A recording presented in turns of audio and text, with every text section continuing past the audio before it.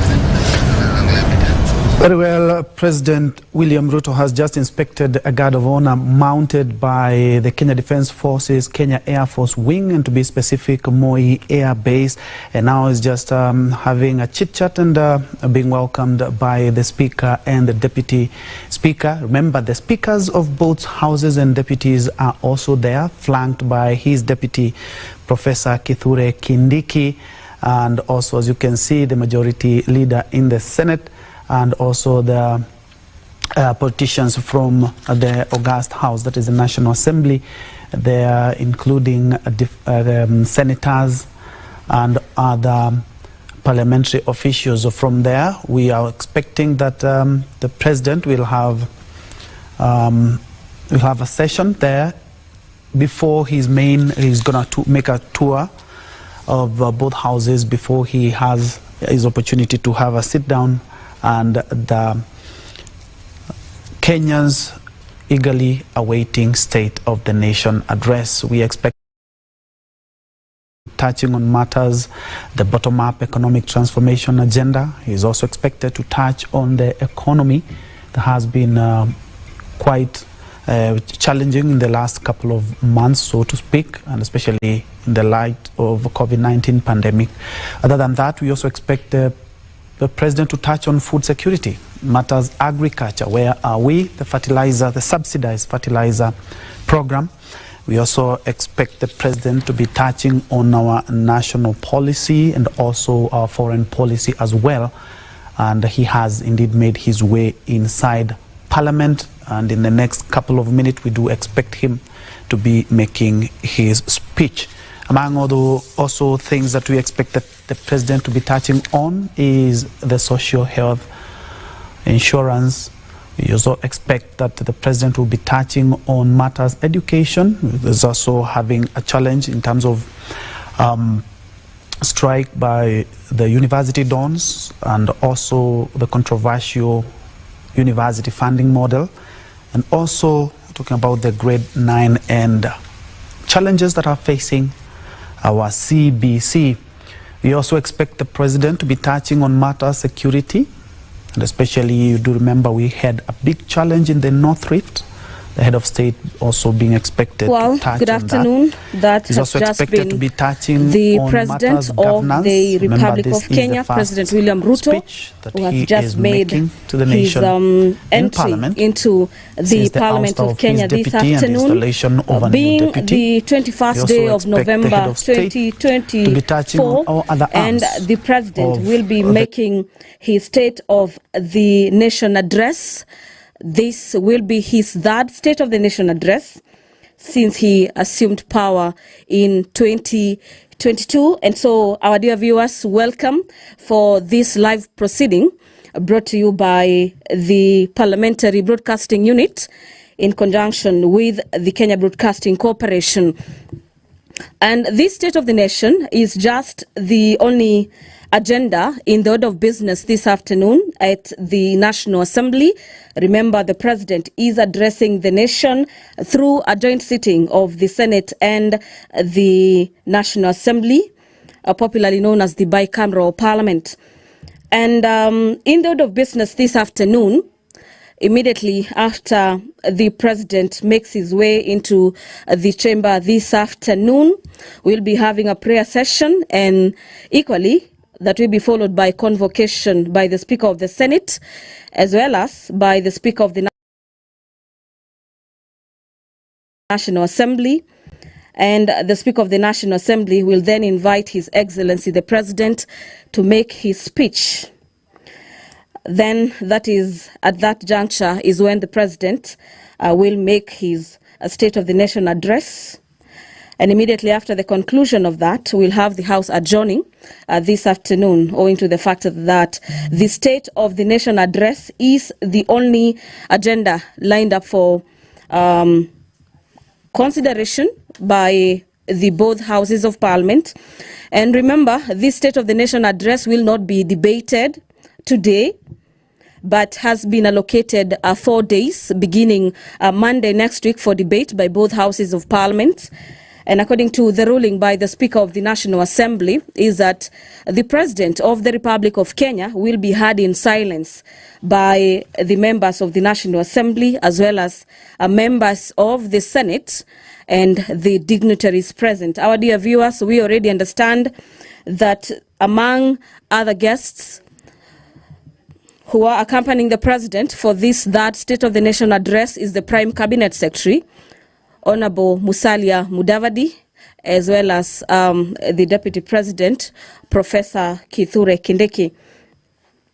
So to just take you through some of the expectations during today's State of the Nation address, the President of the Republic of Kenya is required by the Constitution to address the nation through the State of the Nation address. This is the third one since the President assumed power in 2022. And the President this afternoon is expected to outline the successes in his government for the last 2 years that the Kenya Kwanza administration has been in power. We equally expect the probable challenges that have faced the government and the measures that the government will be taking to address some of the areas.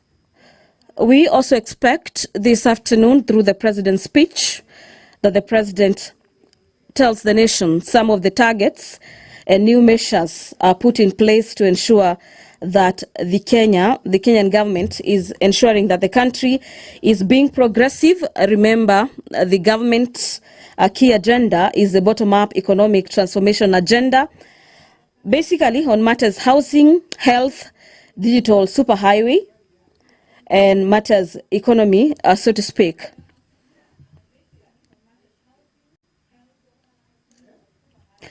The very first State of the Nation address was done on the 1st of 29th of September, the year being 2022.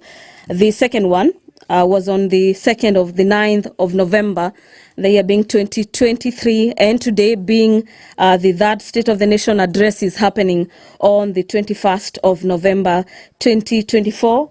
This is, so to speak, say a month after the swearing in of the Deputy President, Professor Kithure Kindiki. And if you're just asking yourself, what is the State of the Nation address? The State of the Nation address is basically a communication from the President to the nation through Parliament, in which the President of the Republic, here being President William Ruto, outlining the Kenyan current situation, and equally the President will be providing policy proposals for the coming legislative year. So we expect that during this State of the Nation address that is set to take place not after 3 p.m. today. Among key areas that we expect the President's speech to dwell on are health, education, security, as well as the status of the economy and matters to do with probable tax policies.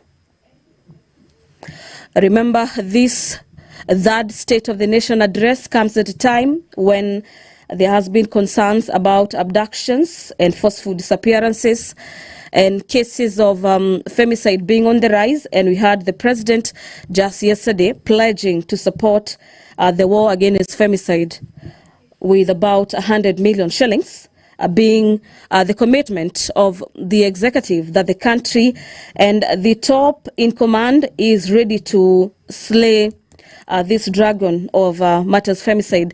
And we will equally be expecting the President to tell the nation the measures that the government has put in place to ensure that the dragon of corruption is slayed, and what further the government will be doing through its various independent bodies to ensure that the corruption issue remains a matter of the past.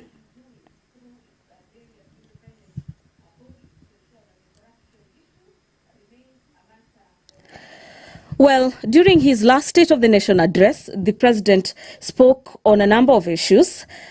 They included the steps that will be taken to improve as well as boost matters economy, create jobs. Remember, the country is facing the aspect of unemployment, especially among the youth, and the government having come into power with one of their key campaign agendas being addressing the area of unemployment in the country.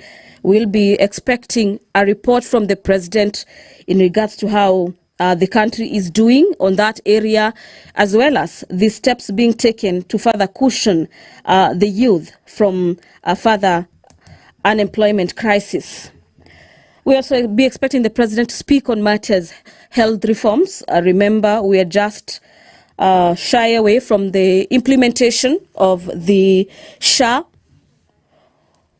or SHIF, if you may like, on matters to do with the transforming the health sector, and we'll be expecting the President to address the nation in regards to how his government is looking into transforming the health sector and ensuring that every other Kenyan is accessing their health rights as enshrined in the Constitution, as well as matters agriculture in the areas of farming, as well as manufacturing.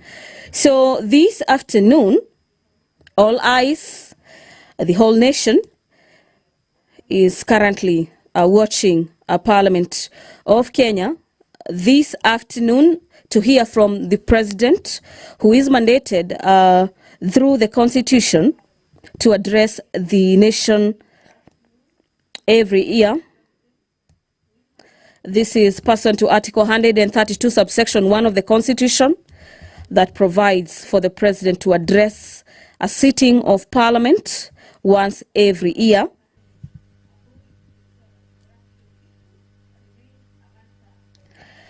Well, during his last State of the Nation address, the President spoke on a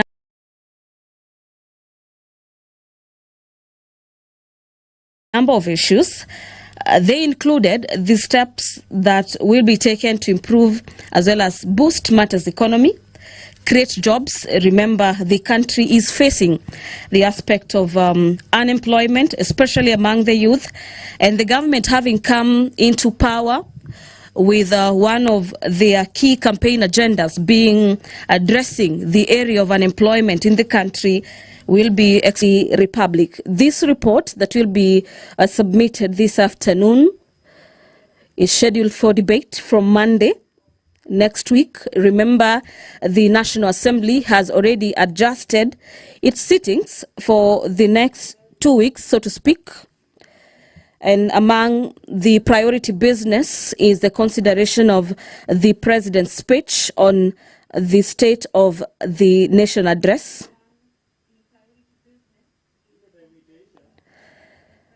This year's address is coming technically about a fortnight after the swearing in of Deputy President Professor Kithure Kindiki. And we expect the President to address the measures taken to achieve the matters of national security, national values, and also highlight the achievement of his administration, such as the rollout as well as the uptake of the new Social Health Insurance Fund, popularly known as SHIF, that replaced the National Health Insurance Fund, also known as NHIF. So the President is currently with the speakers of the National Assembly as well as the Senate, where the President is expected to brief them as well as sign the voters' book, bearing in mind that the President is a visitor today in the presence of Parliament. Thereafter, the President will be ushered into the chamber this afternoon by both speakers of the National Assembly as well as the Senate. I'm speaking about Speaker Moses Wetangula as well as the Speaker of the Senate, Honorable Amason Jeffa Kingi. Before them will be the Sergeant at Arms, and here I mean the key bosses of the matters to do with the proceedings of the both houses of Parliament, technically making their way into the chamber this afternoon. And immediately after, the Sergeant at Arms carrying the mace make their way or do that step into the chamber this afternoon. The members of the National Assembly as well as senators present and dignitaries present this afternoon will be allotted that the Honorable President of the Republic of Kenya is already ready to get into the chamber this afternoon and do exactly that, which is the measures taken to achieve the realization of the national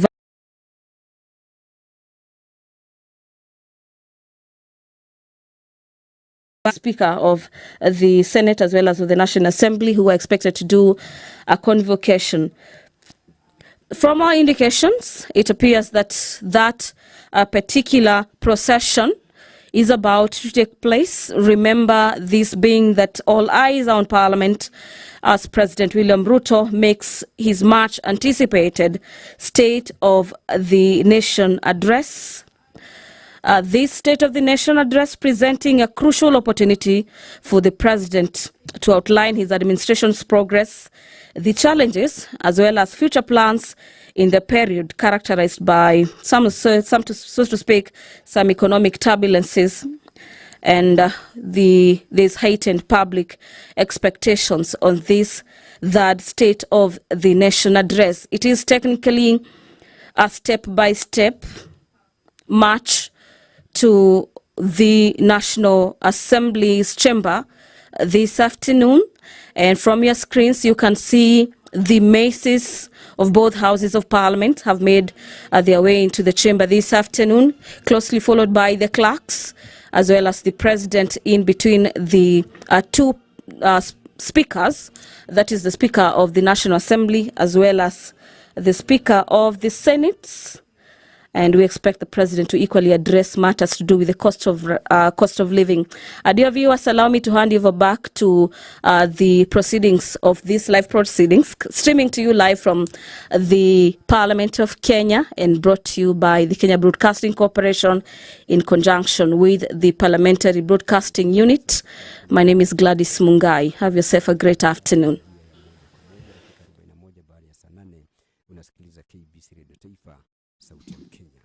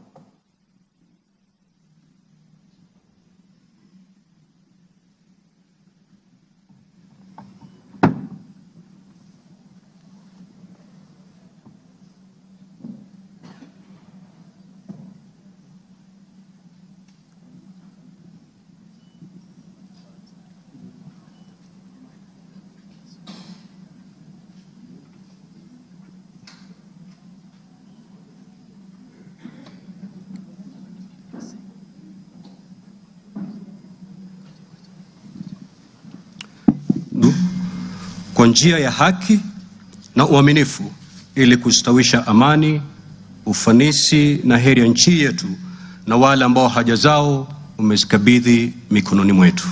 Amen.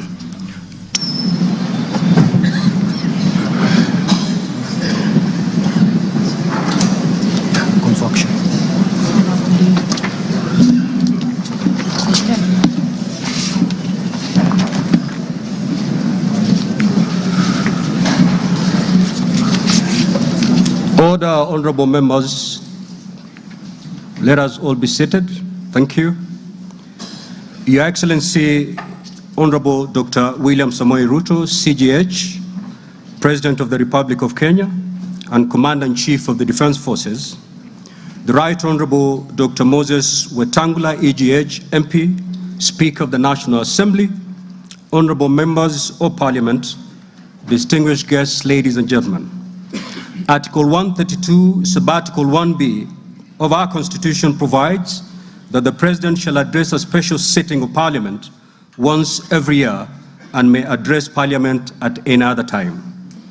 Article 132, Subarticle 1C of our Constitution further provides that the President shall, among others, once every year report in an address to the nation all the measures taken and the progress made or achieved in the realization of the national values referred to in Article 10 of the Constitution. In addition, Article 240, Subarticle 7 of the Constitution requires the President in his capacity as the chairperson of the National Security Council to report to Parliament annually on the state of security in Kenya. In this regard, the Chief of Staff and Head of Public Service, via the letter dated reference EOP/CAB.26/4A, Volume 4, into brackets 178, and dated the 9th of September 2024, informed the Speakers of the Houses of Parliament of the intention of His Excellency, the President, to address Parliament. Consequently, and upon consultation, the address to Parliament by His Excellency the President was scheduled for today, Thursday, the 21st of November, 2024.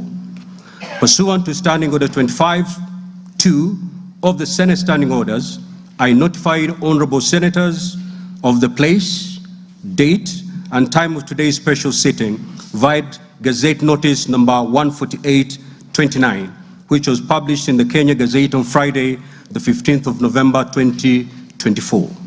Further, together with the Right Honourable Speaker of the National Assembly, I notified all members of Parliament and the general public of today's special sitting via notices placed in 3 local newspapers yesterday, Wednesday, the 20th of November 2024. Accordingly, honourable members, this special sitting is properly convened. I thank you.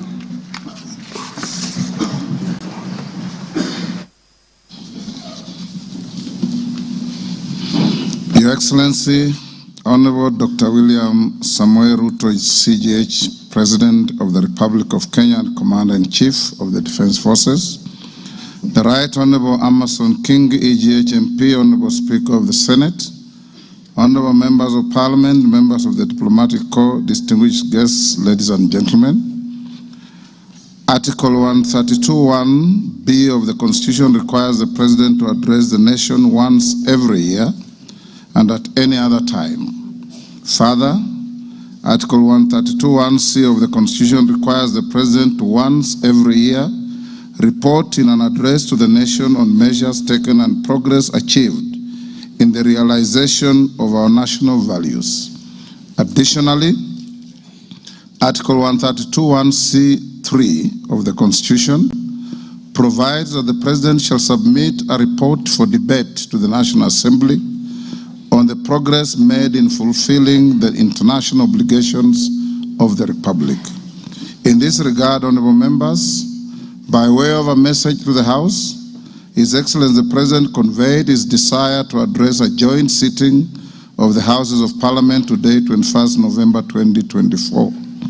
Therefore, pursuant to the provisions of Standing Order 22 of the National Assembly Standing Orders, and by Gazette Notice number 15327, which was published in the Kenya Gazette on 18th November 2024, and indeed as also notified to all members and the general public by way of newspaper notification published on 20th November 2024, I gave a notice of this special sitting of Parliament to the members of the National Assembly.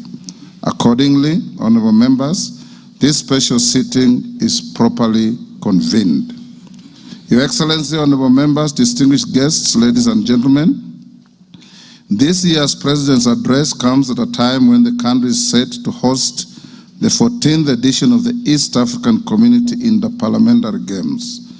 The Interparliamentary Games shall bring together participants from the member states of the East African Community and the East African Legislative Assembly, and are part of the deepening, widening, and tightening of the integration process. The Games are scheduled to commence next month on 7th December 2024 in Mombasa County, and all is set in readiness for these Games. Moving on, Your Excellency, it's in the custom of Parliament to recognize invited guests seated in our galleries. I therefore wish to recognize the following guests who are seated in the Speaker's row. Her Excellency Mama Rachel Ruto, First Lady of the Republic of Kenya, and other members of the First Family. His Excellency Honorable Professor Kithure Kindiki, the Deputy President of the Republic of Kenya and the spouse of the Deputy President, Her Excellency Dr. Joyce Kithure. Honorable Musalia Mudavadi, EGH, the Prime Cabinet Secretary and Cabinet Secretary, Minister of Foreign Affairs and Diaspora Affairs. Your Excellency, honorable members, also present in the Speaker's row this afternoon are the Honorable Lady Justice Philomena Mbete Mwilu, MGH, Deputy Chief Justice and Vice President of the Supreme Court. She's accompanied by Honorable Justice Mohammed K. Ibrahim and Justice William Ouko, judges of the Supreme Court of Kenya.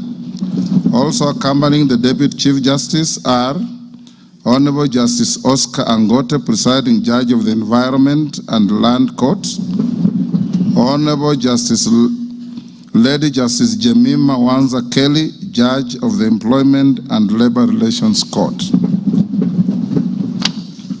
We are also honored to have in our midst the immediate former speakers of the Houses of Parliament, the Honorable Justin Bedan Njoka Muturi, EGH, the Cabinet Secretary for Public Service and Human Capital Development, the Honorable Kenneth Marende, EGH,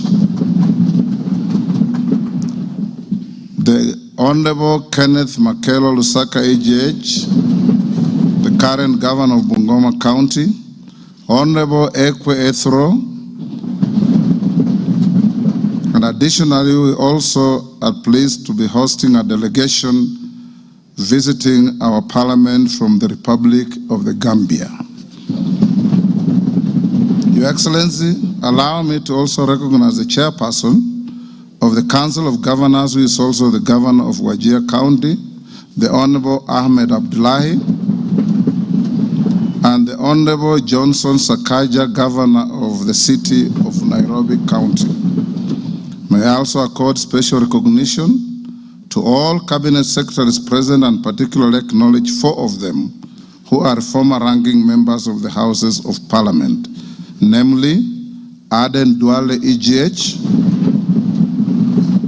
former leader of the majority party in the National Assembly, Honorable Onesimus Murkomen, EGH, former Senate Majority Leader, Honorable John Badi, EGH, Honorable Opio Wandai, EGH,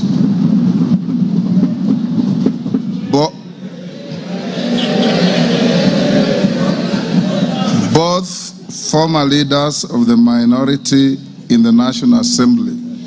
I need not mention that His Excellency the Deputy President is a former leader of majority in the Senate. I also acknowledge the presence of Mr. Felix Kosgei, Chief of Staff and Head of the Public Service, Principal Secretaries, members of the Diplomatic Corps, and heads of constitutional commissions and independent offices and state corporations present. They are all welcome to the House of Parliament. Your Excellency, I wish to make a special welcome to Parliament and mention the Chief of the Kenya Defense Forces, General Daniel Kahariri, who is present, and the respective service commanders, the Inspector General of Police, and other leaders of our disciplined forces who are seated at the Speaker's row. Parliament is grateful for your distinguished service to our great nation. To all invited guests, we say, Karibuni sana kwa bunge letu. Your Excellency, honorable members, distinguished guests, ladies and gentlemen, it is now my singular honor and privilege to invite His Excellency the President of the Republic of Kenya and Commander-in-Chief of the Defense Forces to address this special sitting of Parliament. Welcome, Your Excellency.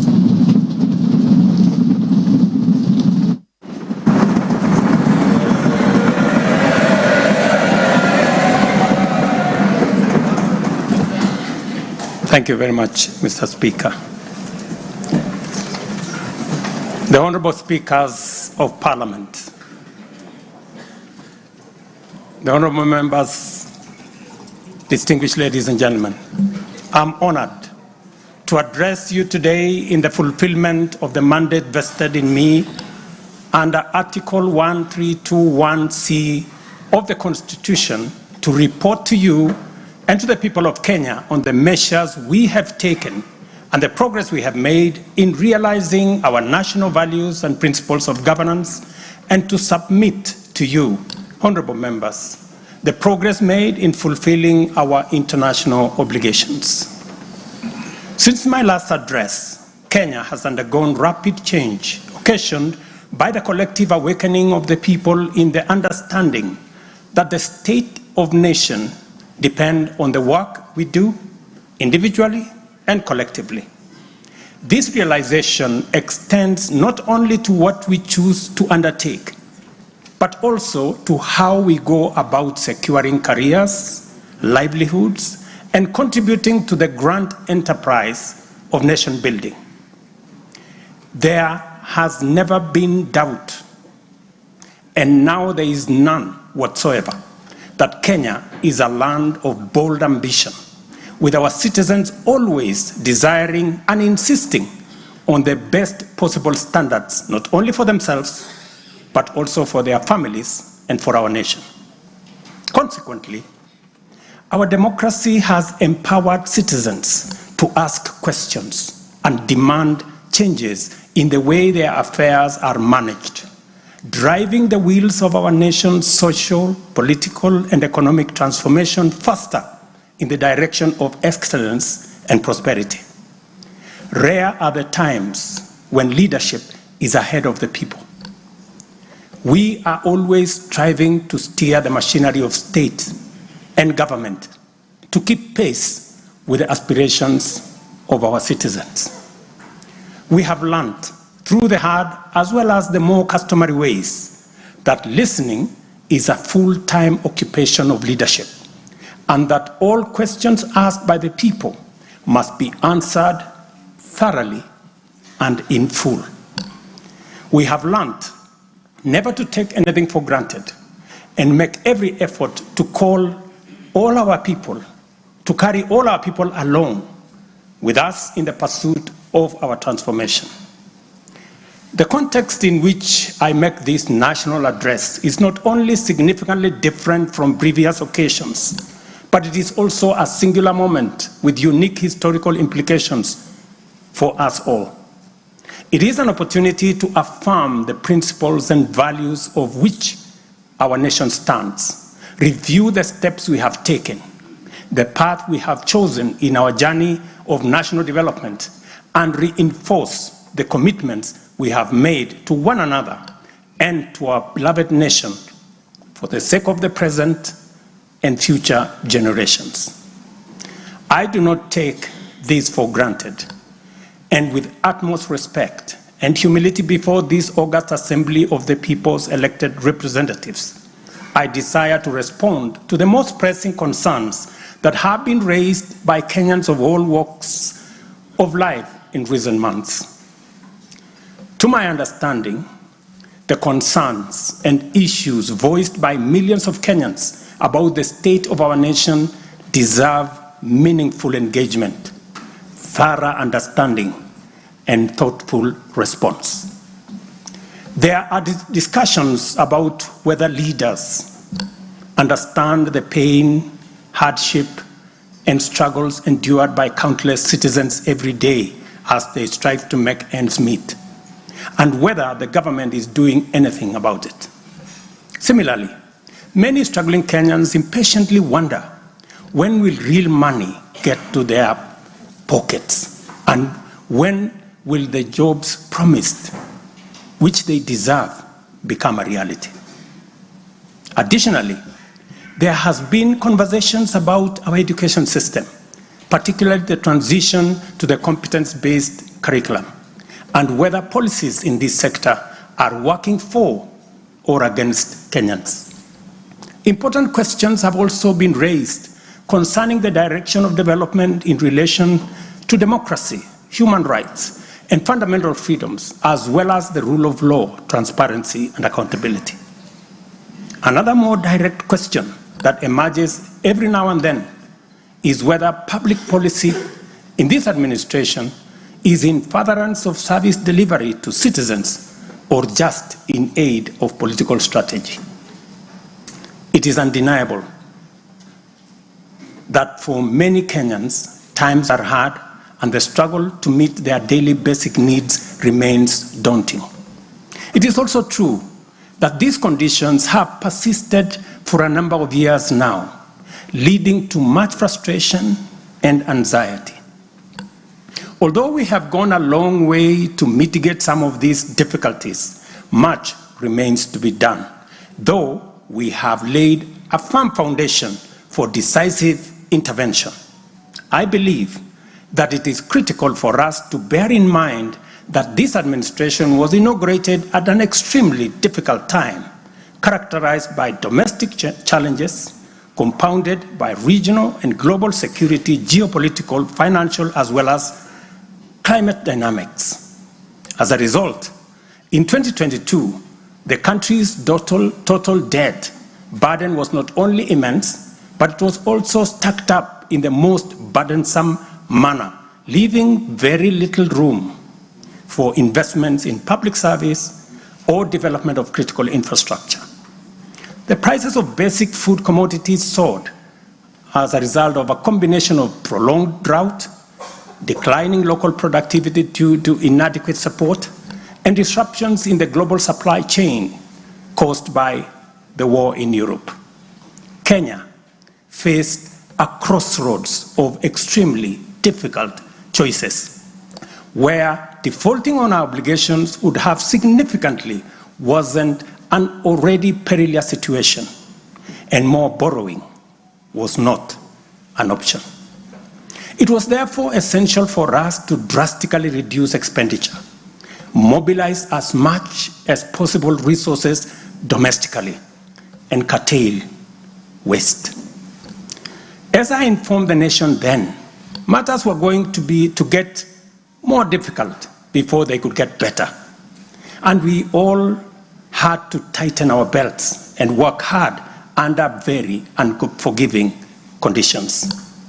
We had staked the fate of our ambitious bottom-up economic transformation agenda on easing the stress that the economy was in and the strain citizens underwent, while creating room for the implementation of our transformative interventions. Members, I give this background to underscore two very important facts. First, we haven't been watching helplessly and doing nothing as adversity took a toll on the economy and undermined the livelihoods and well-being of the people. On the contrary, we have been working tirelessly to steer the country away from the brink of unprecedented economic collapse and onto a more promising trajectory. The second point is that while we may not be where we would like to be, we are certainly not where we were 2.25 years ago. At the same time, the cost of living was substantially high, with prices of basic commodities beyond the reach of many households. Today, I'm proud to report that the macroeconomic indicators point to a positive turnaround and an upward trajectory. Allow me to highlight a few milestones that underscore this progress. The shilling has stabilized significantly, appreciating from Kenya shillings 162 to the dollar in February 2024 to Kenya shillings 129 today, a remarkable gain of 20%. This recovery has restored confidence in our financial markets and significantly reduced the cost of servicing external debt, creating fiscal space for our development imperatives. Inflation has declined dramatically from 9.6% in September 2022 to 2.7% in October this year, the lowest rate in 17 years. This achievement has been the consequence of favorable weather and our deliberate efforts to support farmers with affordable inputs, including subsidized fertilizer, leading not only to increased production but also productivity and lowering the prices of many cereals, including maize, pulses such as beans and peas. Our foreign exchange reserves have surged by US dollars 2.4 billion to hit a new record of US dollars 9.5 billion, providing a 4.8 month of import cover, the highest in 10 years. This resilience yields us or shields us from external shocks in the global economy and restores investor confidence. Ladies and gentlemen, interest rates are also trending downwards, reducing borrowing costs and freeing up fiscal space for growth-enhancing initiatives by business. Tax revenues have grown by 11.5% in the year to June 2024, reflecting the success of our tax-based expansion measures. The economy continues to grow steadily, recording a 5.6% growth rate in 2023, among the highest globally. We project 5% growth this year and 5.6% growth next year. Honorable members, our efforts to secure food security and stability are already bearing fruit. Since February, we have distributed subsidized fertilizer to 6.45 million registered farmers in 45 counties, enabling them to increase their yields. And this year, we have procured and through e-vouchers distributed 7 million bags of both planting and top dressing fertilizer to boost food production across the country. This intervention will see a projected increase in maize production, for example, to a record 74 million 90 kilogram bags. We have also concluded long-term agreements with 11 suppliers of assorted fertilizers so as to make this commodity available all year round. Fertilizer for the long rains season will be stocked in outlets nationwide, ensuring our farmers are ready to plant, grow, and produce. This forward momentum will not only increase our agricultural output, but also reduce our reliance on costly food imports, securing a more self-reliant and a more prosperous Kenya. This approach, rooted in my administration's policy to support production rather than subsidize consumption, has already made food more accessible, more affordable to many households. Today, Kenya boasts substantial national stocks. 47 million bags of 90 kilogram bags of maize are in our stores. 8.8 million bags of beans, 10.4 million bags of wheat, and 2.1 million bags of rice. Slowly but surely, we are building a food-secure Kenya, where families need not to worry or worry less about their next meal. In the sugar sector, we have achieved a historic milestone. All 17 sugar factories across Kenya are now operational, producing at impressive levels, while 4 new sugar factories are under construction. In July alone, domestic sugar production reached 84,000 metric tons, surpassing the national monthly consumption average of 40,000 metric tons. For the first time in recent history, Kenya is producing enough sugar to meet our local demand. This success is attributed to many factors: subsidized fertilizer for sugarcane farmers, an additional 500,000 acres that has been brought under production, and improved management of the sugar sector, which have revitalized production and brought the industry back to life. I just signed, as you know, the new sugar laws to provide further policy guidance as we seek to be a sugar exporting country shortly. In the coffee sector, we are on track to increase exports from 51,000 metric tons this year to 150,000 metric tons by 2027. The government has also raised disbursements from the Cherry Advance Fund from 2.7 billion to 6 billion Kenya shillings, complemented by an additional disbursement of 1.5 billion by the Commodities Fund. Average prices at the Nairobi Coffee Exchange have risen by 25%. And in the last financial year, the country produced and exported 48,000 metric tons, earning farmers Kenya shillings 25 billion. Additionally, 320,000 bags of fertilizer have been allocated specifically for the coffee sector, and we will be working with cooperatives to make sure this fertilizer is distributed at the nearest possible destination to the farmers. These interventions are expected to boost smallholder farmer earnings from Kenya shillings 300,000 to 500,000 per acre annually by the year 2027. The dairy sector remains a vital value chain with a quick turnaround impact on households in the economy. The government of Kenya has released and you members approved 3 billion shillings to modernize the new KCC, ensure farmers are paid on time, and maintain a high price of Kenya shillings 50 per litre. As a result, intake to KCC has increased from 100,000 litres a day to 220,000 litres a day by last month. Other strategic interventions include the extension of duty-free imports for feed manufacturing raw materials, subsidized artificial insemination services, and the reduction of sexed semen costs from 7,000 to 2,900 through the Kenya Animal Genetic Resource Center.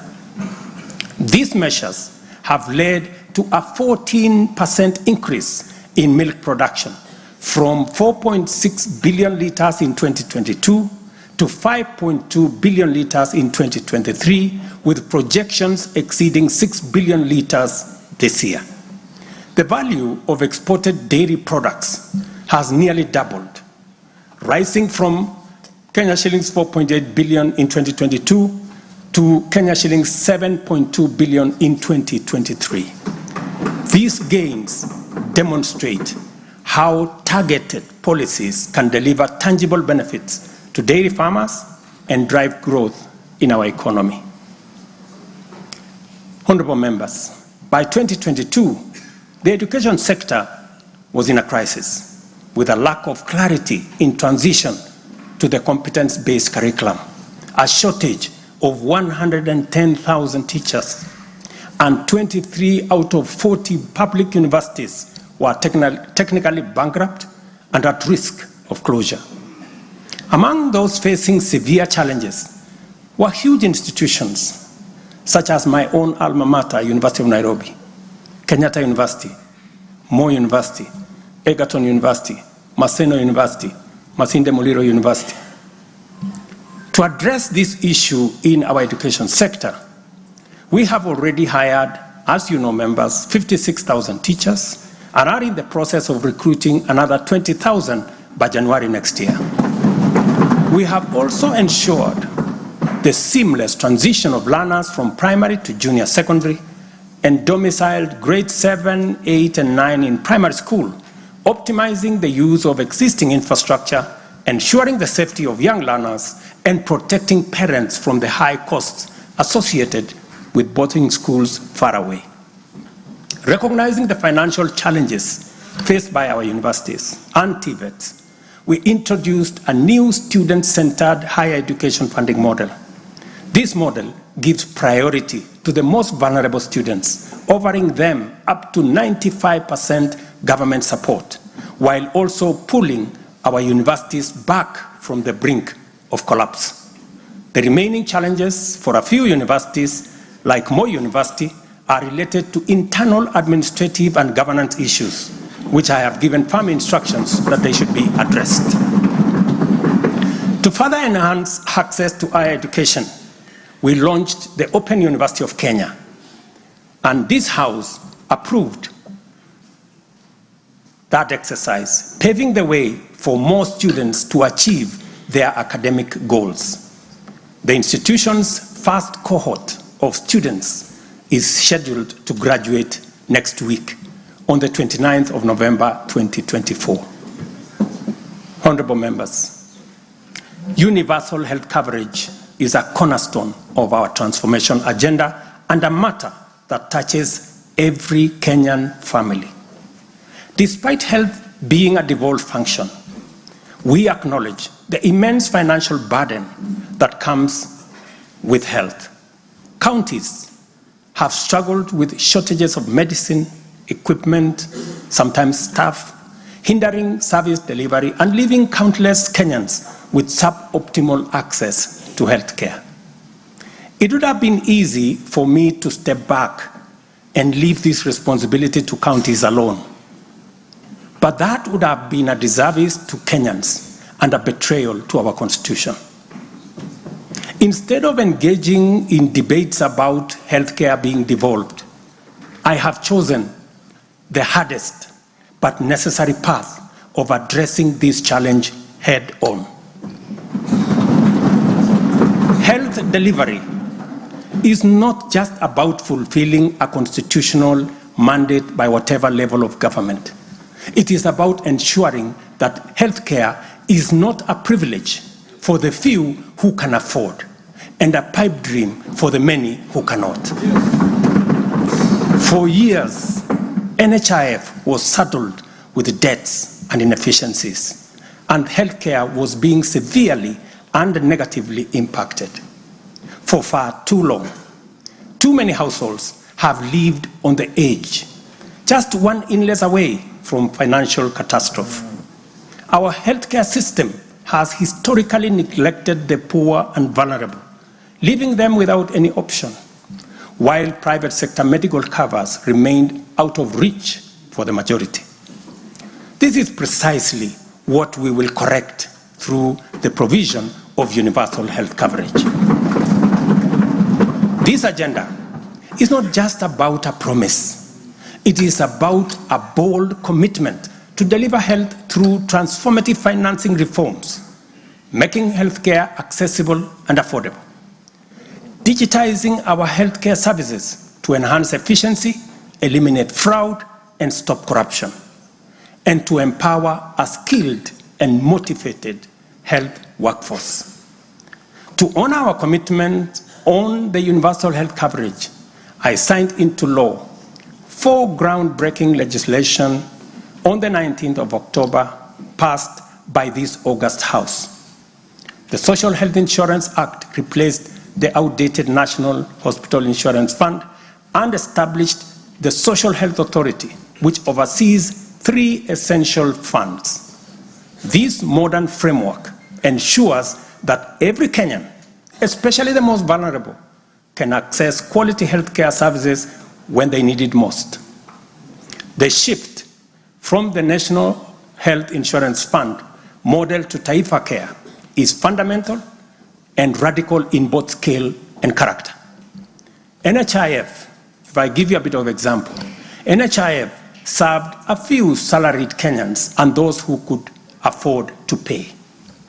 But Taifa Care covers every Kenyan, regardless of employment or financial status. Secondly, despite serving a limited class of citizens, NHIF nevertheless accumulated billions of shillings of debt because of misalignment between contributions and the actual cost of healthcare. Taifa Care has undertaken an accurate costing of all healthcare-related goods and services in order to provide timely, effective, and efficient service to every Kenyan that is affordable. Additionally, the NHIF had a waiting period lasting between registration and eligibility for service. I think it was like about 3 months.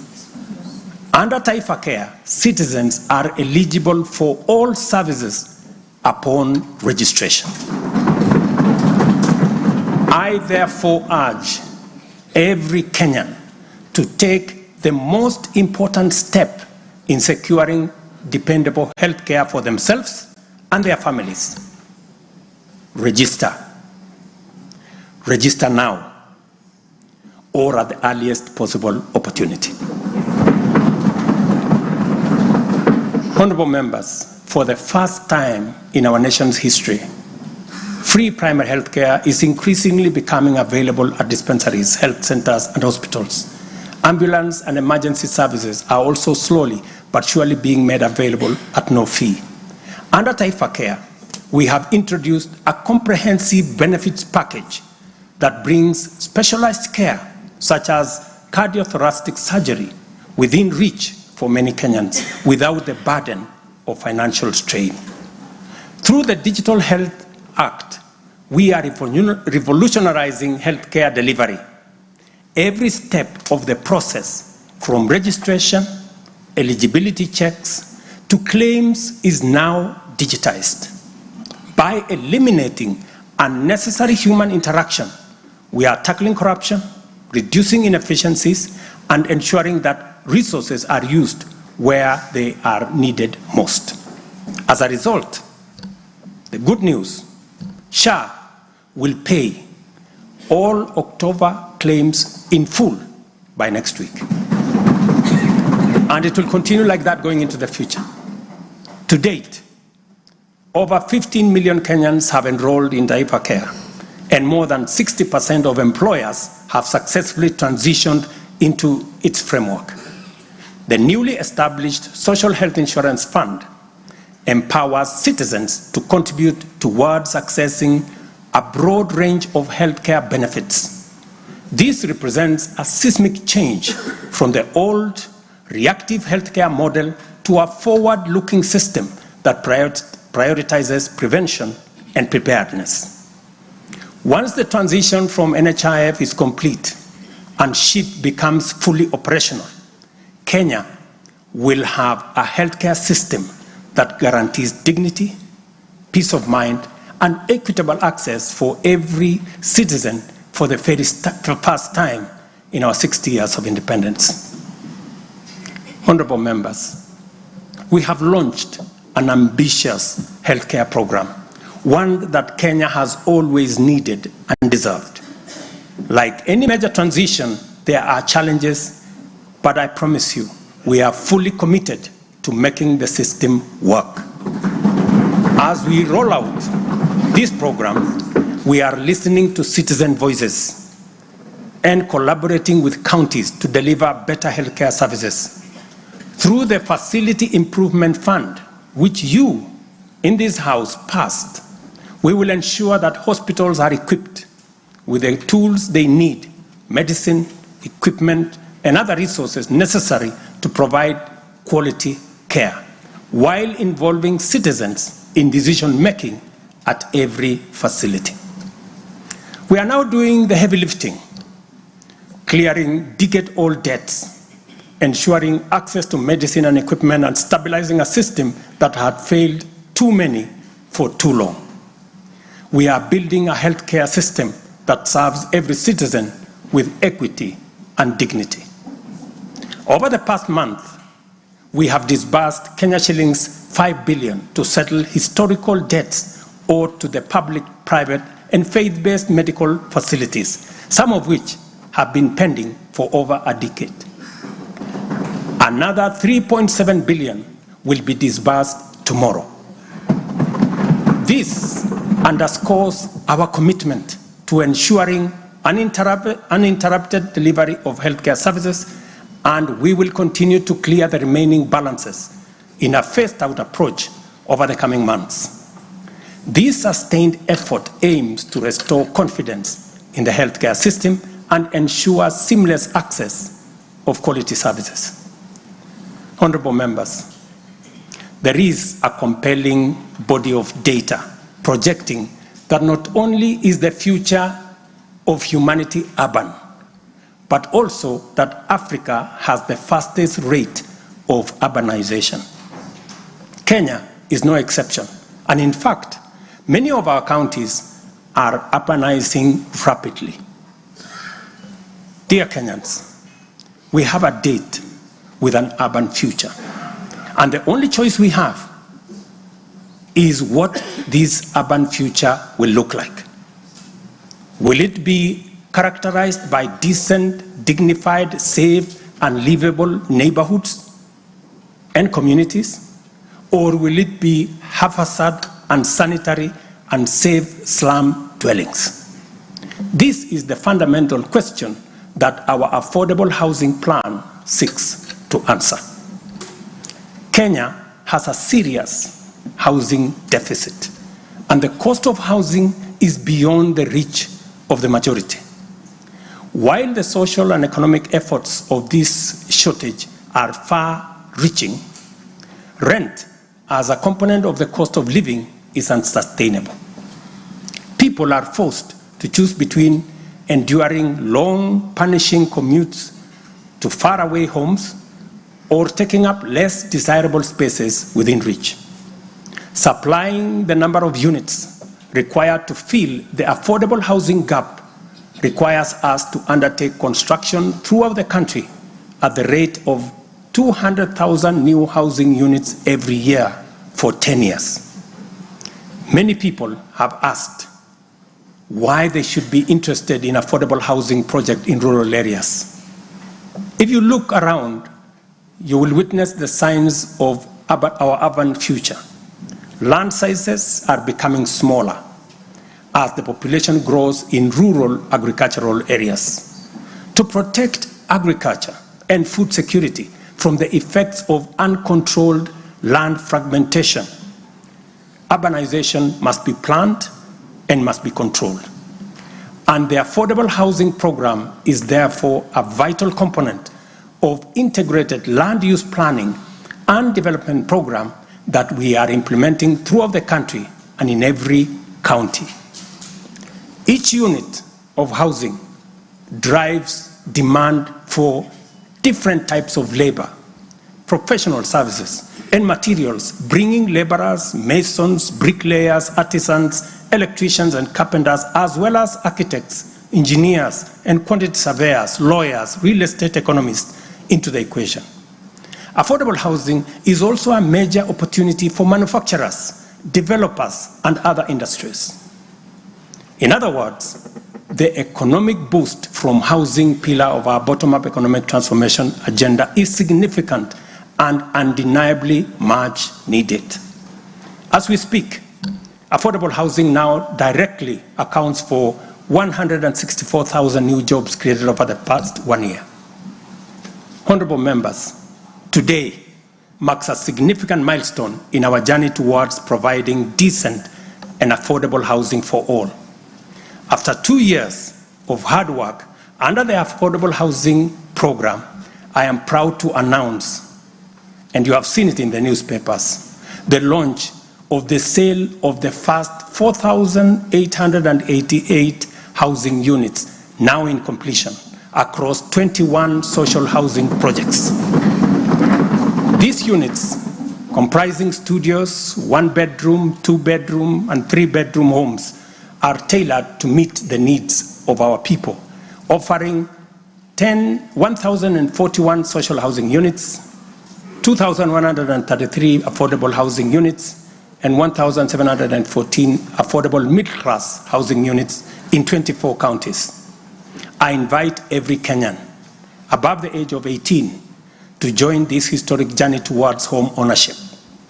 Guided by our principle of fairness, one ID, one house, every eligible Kenyan is encouraged to express interest, visit these developments, view the show houses, and engage with on-site staff who are already too willing to assist. The allocation process will be transparent and equitable, ensuring that every qualified applicant has an equal opportunity to own a home. Honorable members, as part of the government's endeavor to build a nation grounded in intergenerational equity, opportunities, and empowerment for all Kenyans, we have made significant strides in implementing another key pillar of our manifesto, labor migration. This initiative seeks to harness Kenya's abundant human capital by creating meaningful job opportunities abroad, empowering our citizens, and positioning Kenyan talent on the global stage. Since July 2023, we have successfully facilitated employment of 105,367 Kenyans across multiple countries in a wide range of jobs. These opportunities span professional, semi-skilled, skilled, and unskilled sectors, including positions for nurses, teachers, and chefs. The National Employment Authority, the lead agency driving our ambitious initiative to create jobs opportunities for qualified Kenyans locally and internationally, currently has a role of 560,000 job openings worldwide. I have encouraged many members to participate in this space.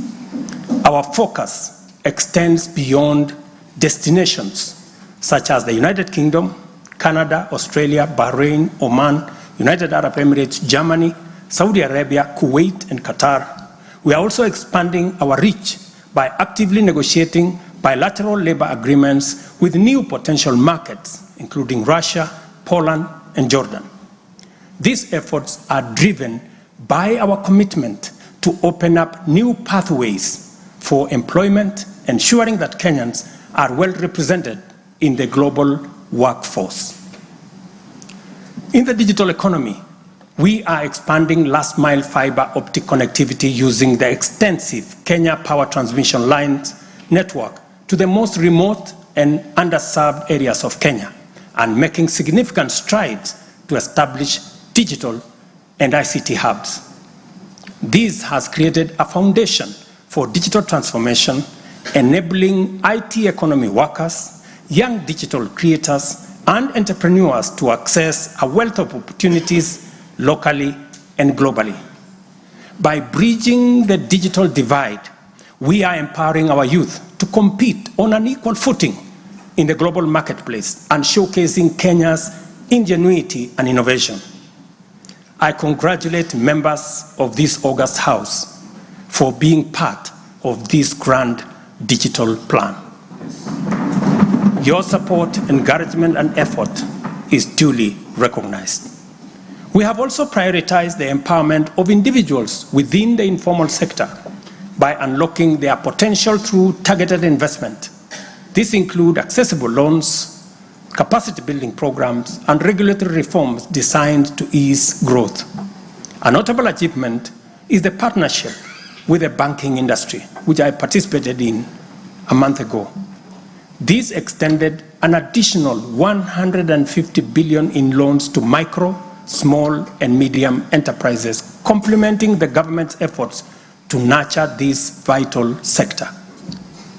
On financial inclusion, we have made remarkable progress through the Hustler Fund. To date, this innovative initiative has disbursed Kenya shillings 60 billion, benefiting 24.6 million Kenyans and mobilized over 3.3 billion in savings. The fund maintains a repeat customer base of 8.5 million beneficiaries with a repayment rate of 79%. To mark the fund's second anniversary, we have taken a bold step by launching a third product specifically tailored for small and medium enterprises. This new initiative will initially target 2 million beneficiaries who have demonstrated a strong credit history with the fund. By so doing, we aim to create a pathway for these entrepreneurs to transition into the formal banking system, thereby deepening financial inclusion and strengthening the SME sector. This milestone underscores our commitment to build a financially inclusive and economically resilient nation. The progress we have made has been possible only because the people of Kenya have been courageous, strong, determined, and patriotic. It has also been enabled by a number of early interventions under our bottom-up economic transformation agenda, and at the same time, created space for us to implement the agenda in full. As we proceed with implementation, we expect to quickly capitalize on the gains we have secured and invest resources in the economy with an emphasis on strategic pillars of our plan. As more projects get off the ground, more people get hired, liquidity levels improve, more money ends up in people's pockets. Honorable members, you know we are a democracy. Democracy is a founding principle and defining value of our nation. Democracy is hard-won, non-negotiable right, and guarantees freedom that we are proud of and must always defend. Our national democratic culture expresses itself energetically through robust discourse, boldly speaking truth to power, and holding leadership to account. It is a tradition of fearless expression and vigorous public participation.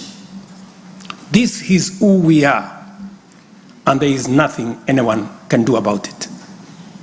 We understand, therefore, that protests are always legitimate and permitted by the Constitution. Protests are conducted by citizens who are peaceful and unarmed. Assemblies, demonstrations, and picketing to advance constitutionalism, increase accountability, and defend the rule of law are constitutional imperatives. Conversely, mobilization in pursuit of criminal agenda, chaos and anarchy are explicitly forbidden because we all have a duty to defend our republic, our constitution, and the rights of all people. The government, in particular, must remain vigilant at all times against modern threats to the sovereignty and territorial integrity of our nation, as well as public order, peace, and security. In this digital era, characterized by transformative innovations, including artificial intelligence, it has never been easier to inform, educate, and entertain the people. At the same time, it has never been easier to misinform, mislead, disinform, incite, and alarm the public. Criminals and subversive elements who infiltrate and hijack peaceful protests are a threat both to legitimate protesters and to the public. Incidences of violent criminality in the name of protests threaten the safety of innocent people, public assets, private property, and the social order. The tension here is stark. We have a democracy which we are proud of, must defend, and should deepen by all means. And at the same time, we have citizens whose lives, rights we must protect, and a nation whose security, stability, and prosperity we must safeguard. The task at hand is complicated if citizens and state agencies dilute the distinction between the lawful and the criminal, the just and the unjust, thereby making it difficult to tell protesters and security officers from bandits, gangsters, and criminals. It is only by following the law that we are able to achieve our aims and apportion accountability properly. It should not be possible for robbers and looters to escape accountability by claiming that they were taking part in a protest. Likewise, it should not be possible for security officers to wound, maim, or even kill citizens and claim that they were engaging violent criminals. We all have a duty to make the necessary distinction and to do so clearly to protect democratic expression and guarantee public safety and security. I must now confront an issue of widespread concern regarding the relationship between citizens and the security services in the context of immense threat and intense political dynamism. Numerous allegations have been made concerning disappearance of people during protests. A number of these cases have been resolved, while others have been uncovered as fake news, undermining efforts to find genuine cases of missing persons.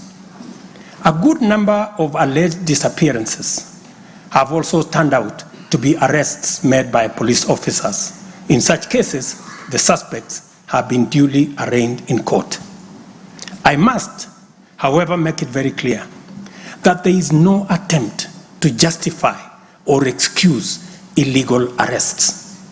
Such would be a serious threat to the life and liberty of citizens. I condemn any excessive or extrajudicial action which puts the life and liberty of any person at risk, including disappearances and threats to life. I urge all Kenyans with information about such cases to forward the information to the Directorate of Criminal Investigation and to IPOA, where they suspect members of the police service to be implicated.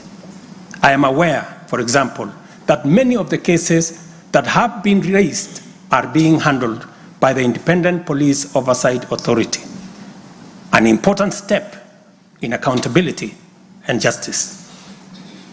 Many citizens, as well as various organizations representing and championing women's rights and welfare, have expressed concern about gender-based violence and the increasing cases of killings of female victims by male criminals motivated by primitive expressions of gender-based brutality and impunity. Left unaddressed, these incidents will cause the women of our nation to feel increasingly unsafe, even in their own homes. This is both tragic and unacceptable. It also complicates, in disturbing ways, the struggle by Kenyan women for inclusion, for equality, for dignity, social justice, their rights, their protection, a section of our society that has been marginalized for a long time. I am aware that most of these cases of murder of women by men have been investigated and prosecuted. It is my hope that in due course, those found culpable will face the full force of the law. Members, it is time for each of us, political leaders, public officers, religious leaders, traditional institutions, and family members, to do our part in raising boys into morally upright men who will never need to affirm their masculinity at the expense of women, but instead contribute to making our society just, safe, equal, and inclusive. I appreciate women leaders who have taken time to engage me and propose solutions to address this issue. I have held discussions with other leaders in government, and I have tasked the Deputy President to reach out and facilitate collaborative, broad-based, and multi-sectoral deliberations and recommend effective and radically transformative and affirmative action within the next 6 months. This Parliament will recall that early in my tenure, I engaged the leadership of both houses with recommendations on a working formula to actualize meaningful inclusion of women in national leadership. We must seriously question the drivers and the motives of resistance and reluctance to take the next step in actualizing the 2/3 gender rule. We must call out those who continue to sabotage this right of women to contribute to the governance of our nation. Women are not second-class citizens. They deserve equal representation at all levels.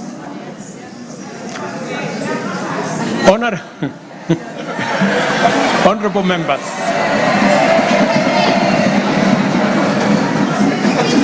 without a doubt, honorable members, without a doubt, every shilling of our national revenue matters and must be used to deliver maximum value to Kenyans. Wastage, corruption, and the abuse of office are grave risks to national transformation and a direct threat to the well-being of the people. I have given my full commitment to serve as a responsible steward of public resources. To begin with, I have championed the automation and digitization of government services and revenue collection to promote transparency, seal loopholes that lead to revenue losses, enhance accountability, and eliminate opportunities for corruption, therefore improving efficiency, transparency, and integrity. I am delighted to report to this House on the dramatic improvements we have recorded by automating and digitizing our revenue collection and service delivery through eCitizen. We have so far digitized 20,855 government services, up from 350 in 2022, representing an increase of almost 6,000%, while we have significantly improved revenue collection. Take the case of Kenya Wildlife Service, whose total revenue for the year ending June 30th, 2023 was 5.3 billion. But after implementing a digital revenue collection system, the revenue grew to 7.6 billion in the year ending June 30th this year, representing a 43% increase. This initiative alone has firmly put KWS on the path to self-sufficiency, freeing the corporation from reliance on exchequer support.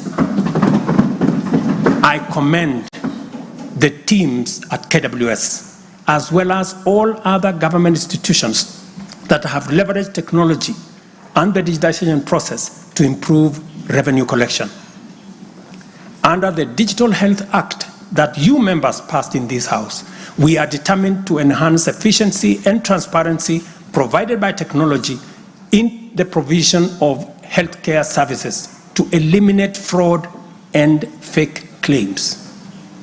Tax revenue mobilization by the Kenya Revenue Authority, starting with its customs revenue system, is equally being worked on to ensure that revenue leaks are eliminated. Because corruption is a serious risk to social justice, sustainable development, and national security, and the bottom-up economic transformation agenda, I am harnessing our working relationship with other arms of government to encourage the judiciary and parliament to enhance integrity and efficiency by adopting digitization and automation. As I do so, I must caution that all these measures will only achieve intended results if, and only if, the institutions charged with combating corruption and promoting efficiency and integrity stop hiding behind the transparent screen of independence and rise up to meet the people's expectation on matters integrity. Let me say this. It cannot be the case that the Director of Public Prosecutions keeps dropping cases because somehow they are unable to produce witnesses. It cannot also be the case that corruption suspects rush to court to obtain anticipatory bail that shields them from due process and enables them to compromise investigations. There is also no reason for corruption cases to drag in our courts for years, when the same courts are able to determine election petitions and related disputes within 6 months.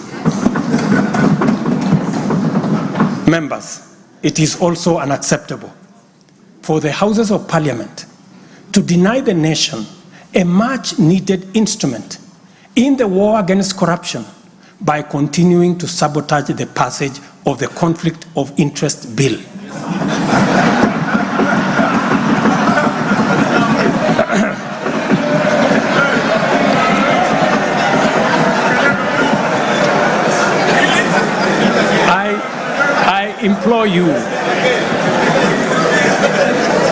I implore you, honorable members, to stop dragging your feet on this bill, unless, my friends, there is a conflict of interest in the passing of the conflict of interest legislation. Similarly, the National Treasury has been dragging its feet in the implementation of an e-procurement system for the last 10 years. Today, I have directed the National Treasury to roll out the e-procurement system by the end of the first quarter of 2025 and ensure that going forward, only procurement undertaken through this system is sanctioned and paid for. Of the many difficult assignments I have undertaken, this fight against corruption is one I now take on with resolve going forward. Let this serve as notice to all. Independent institutions charged with this responsibility must up their game, pull up their socks, and match up to the expectations of the people of Kenya. Honorable members, I have stated in the past and now reiterate today that in the face of undisputed evidence or credible information on corruption, I will not hesitate to take decisive action. Accordingly, I now direct, in furtherance of the principles enshrined in Article 10 of the Constitution on transparency and accountability, and based on new information provided by investigative agencies and partner nations, that the procuring agencies within the Ministry of Transport and the Ministry of Energy and Petroleum immediately cancel the ongoing procurement process for the JKIA expansion public-private partnership transaction, as well as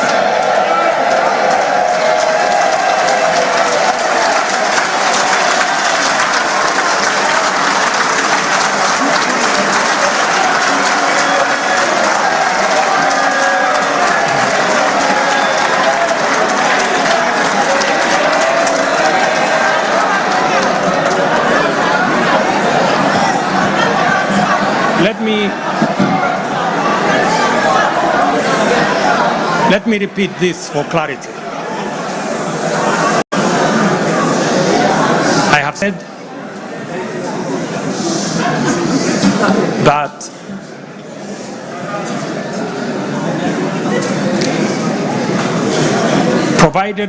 because of the information that has been provided to us by partner nations, I have directed agencies within the Ministry of Transport and the Ministry of Energy and Petroleum to immediately cancel the ongoing procurement process for JKI expansion public-private partnership transaction, as well as the recently concluded Ketrago transmission in public partnership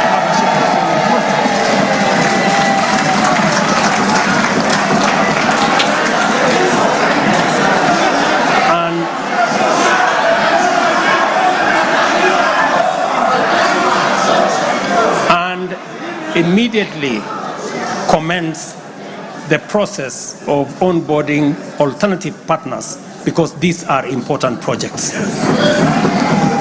Honorable members, the work of taking our nation forward is our collective responsibility as citizens. For this reason, we value the contribution of all, whether they come in the form of support or encouragement, suggestion or proposal, criticism or protest. I believe that the most powerful component of leadership is listening and learning. Therefore, I engage with you and listen to all citizens, their elected leaders, public officers, administrators, teachers, and other professionals, learners and the youth, farmers, fisherfolk, pastoralists, traders, craftsmen, artisans, nurses, doctors, community health promoters, and workers across all types of sectors in every sector. I listen too to religious leaders, the civil society, industrialists, entrepreneurs, and professionals. Their contributions and everyone else's have my full attention and commitment to respond through positive, affirmative action that takes the national transformation endeavor forward. I commit to continue listening and acting, to engage, debate, deliberate with you, and to take your input into consideration in serving our nation. By design, the bottom-up economic transformation agenda is defined by its capacity to elicit feedback in the course of implementation and incorporate the same in making improvements and further progress. With every input from stakeholders, our ability to drive progress increases. By listening to you and to every Kenyan, I am able to serve this nation better. As we take part in this necessary discourse, I want to make one thing very clear. I am fully invested in the success of the strategies, policies, programs, and projects under our plan.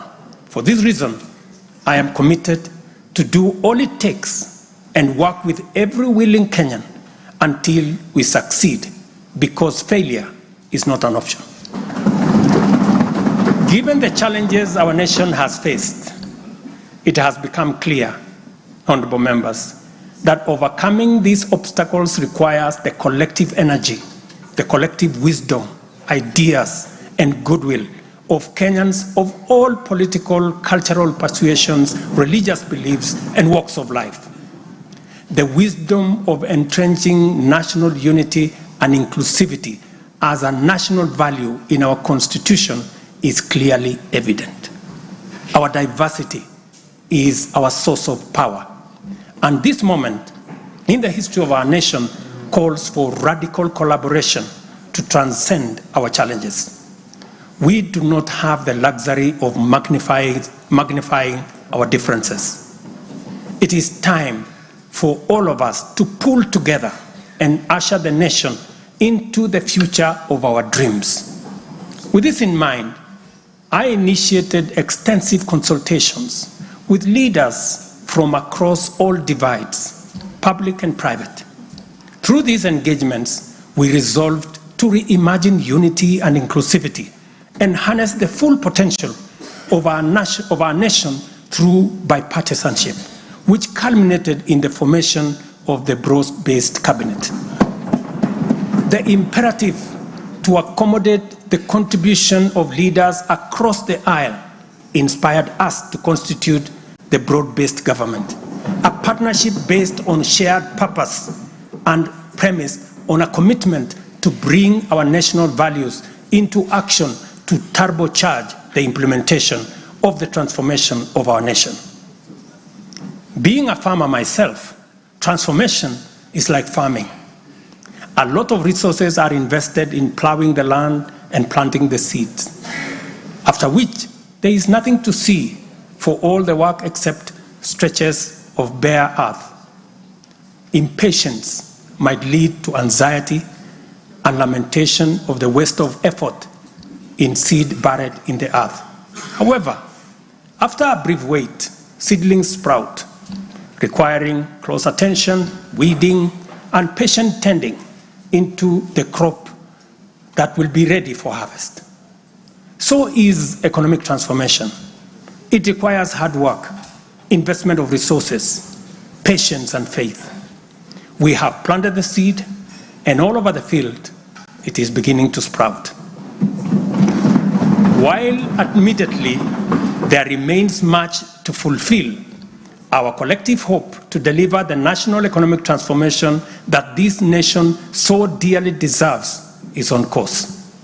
I am proud to declare that we have also made undeniable progress in building on the strong foundation laid in previous years and getting the National Development Project off the ground. Honorable members, from the reports that I have the honor to table for your consideration and debate, there is reason to be optimistic that our forward march is unstoppable and that our capacity and commitment to live and work by our national values and principles of governance are stronger than ever before. Our nation is a proud member of the international community, making our contributions to the global progress boldly and with great determination. We stand collectively facing the dawn with confidence that our expectations of a bright daylight is not in vain. In summary, honorable members, and all fellow citizens, the state of our nation is resilient. And now, honorable speakers, it is my pleasure to submit to Parliament the following three reports as required by the Constitution. Number one is the report on all measures taken and progress achieved in the realization of national values. The second, report on progress made in fulfilling the international obligations of the Republic of Kenya.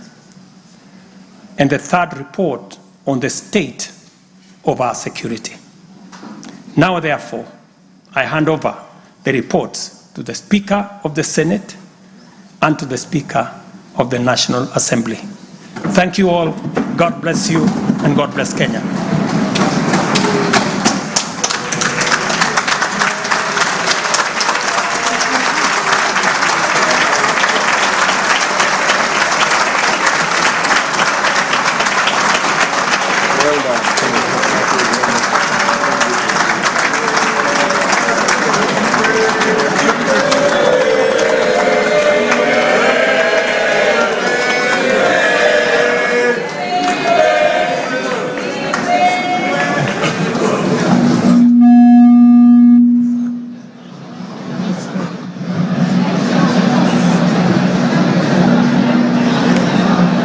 Order, honorable members, Your Excellency the President, the Right Honorable Speaker of the National Assembly, honorable members, distinguished guests, please be upstanding.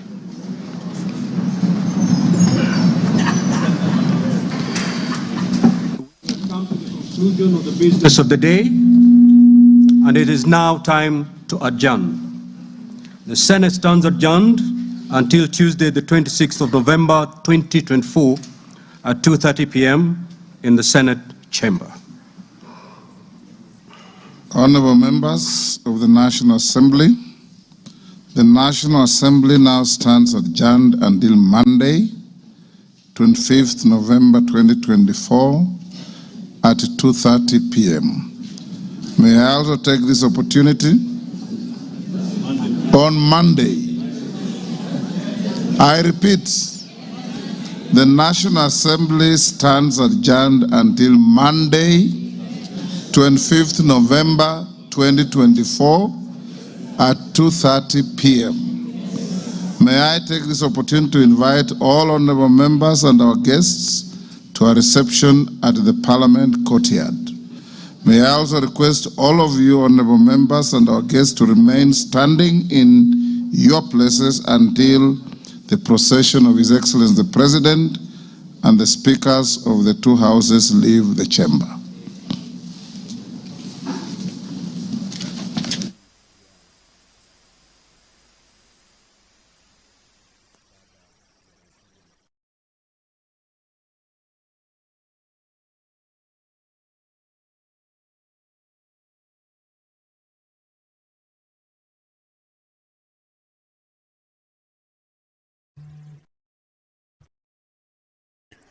Well, our dear viewers, that marks the end of the third State of the Nation address by the President of the Republic of Kenya, President William Ruto, who has just concluded his third State of the Nation address as required by the Constitution.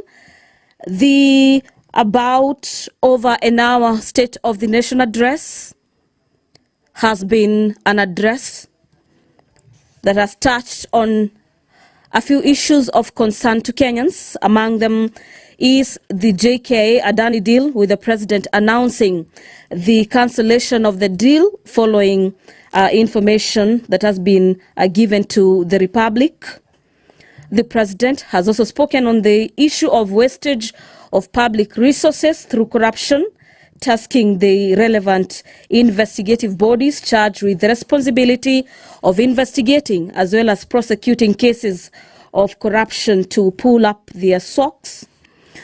The other takeaway from this third State of the Nation address is the aspect of the actualization and realization of the two-thirds gender rule, with the President announcing that the women of Kenya are no longer going to be second-class citizens, and that his government is going to ensure that women in their numbers, that is a two-thirds gender rule, is actualized in matters governance. The President has equally spoken on matters of affordable housing, issues of concerns to Kenyans, among them the issues of police abductions and the rising cases of 2/3 gender rule, with the president saying that his government remains committed in ensuring that the rising cases of femicide in the country are brought to about nil.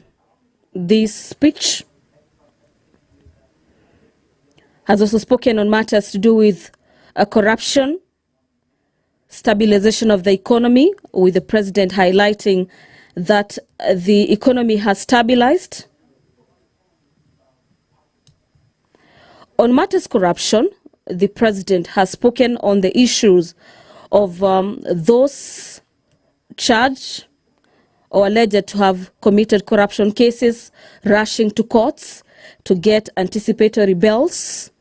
The president says that is compromising matters investigation and derailing justice to the public, owing to the fact that their monies has been stolen by a few persons expected to uphold the integrity of the offices that they hold. Well, that marking that State of the Nation address, the president has ended his address by submitting the 3 reports required of him by the Constitution to be tabled to Parliament. Among the reports is the report of the state of the security of the country.